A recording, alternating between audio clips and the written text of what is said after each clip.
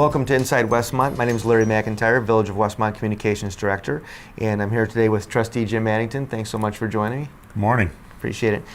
We're talking about the Stormwater Infrastructure Sales Tax Referendum, which residents will be voting on April 7th, 2015. This is a very important initiative, and so the role of the village is to educate the public regarding the facts of this referendum. And so we're here to talk about this a little bit today, but I know there was some conversation about the methodology for trying to achieve this revenue, and ultimately the village board decided to go with a sales tax referendum. Jim, what was the reasoning and the benefits of going with a sales tax? The sales tax referendum, really the benefit was that it became something of a user tax. You only paid it if, in fact, you went out and spent some money, buy gasoline, go to the store, go to the restaurant. On the other side of the street is anybody, whether they live in Westmont or not, that goes to a restaurant, goes to a store, goes to a gas station, is going to pay that 0.5%. So therefore we're benefiting from visitors and guests coming to the community, spending money in our community. People who work here but don't live here. You know, something that's worth mentioning is that Westmont is one of the few communities that does not have a sales tax currently. About 70% of DuPage County municipalities already have a general sales tax in place. Westmont does not. Of those communities that have a sales tax in place, more than half of them have a sales tax of 1% or greater. And this referendum question is only asking for a 0.5%. So basically that's a half penny on every dollar spent in the community.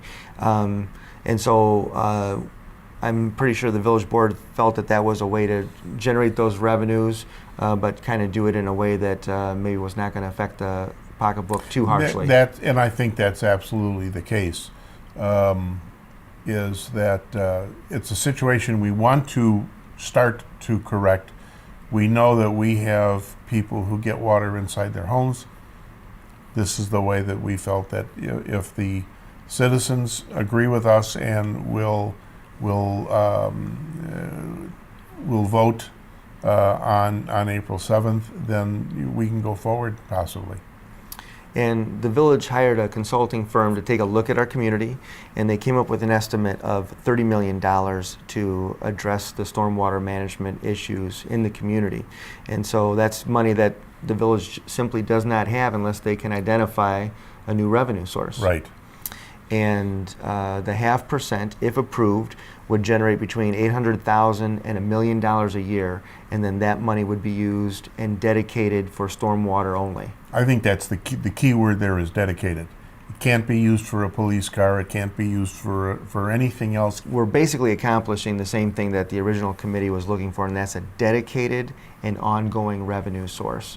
But the bottom line is we need those funds to address these issues if we're going to do a substantial job in terms of making improvements. The answer, of course, is we needed one or the other. There was no way that the village could do what it wanted to do, especially in these areas that historically where we have had flooding, and the flooding has got inside people's houses. So it was either the utility fee, or in the case where we finally settled on the 0.5% sales tax.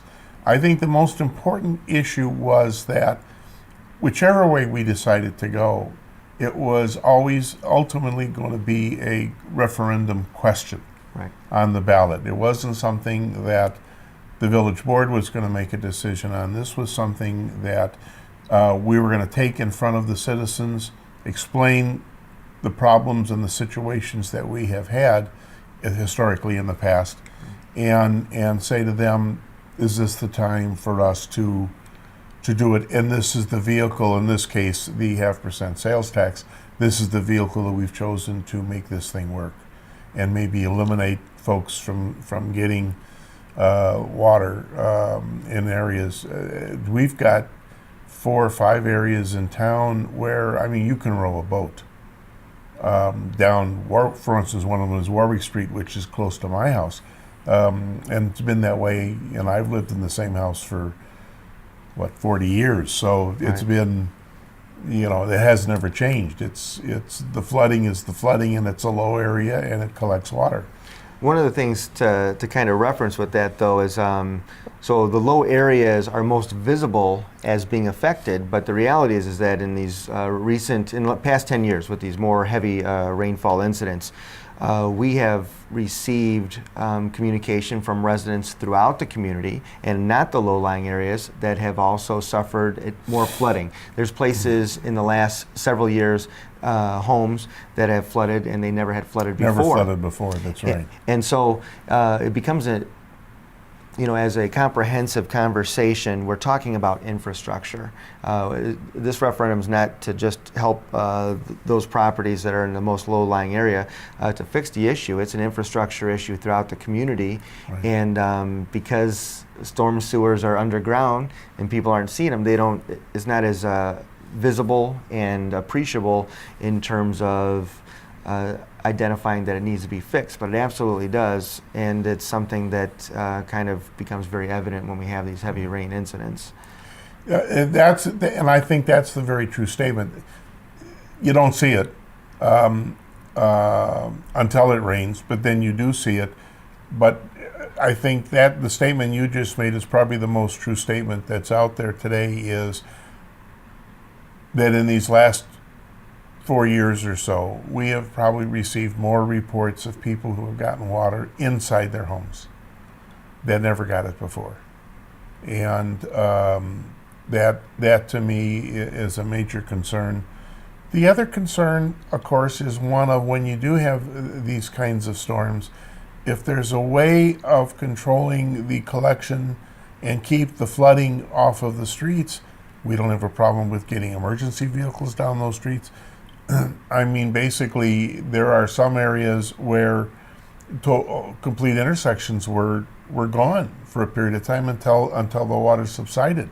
Well, that means I can't get a fire truck, I can't get a police car, I can't, and again, then you run into the safety concern Right. of the residents who all of a sudden become locked in and can't even get out of their own home. Absolutely. Something that's always worth re-mentioning, as a village municipality, we cannot advocate for or against a referendum. We can only provide information, but that is our job right now, is to make sure that residents are well informed before they vote Right. on April 7th. And so if anyone has additional questions, they can definitely reach out to the village. We have a lot of information on our village website, which is westmont.illinois.gov. If there are any questions, please contact us at info@westmont.il.gov, and there's of course more information on our website. Jim, thanks so much. Thank you very much.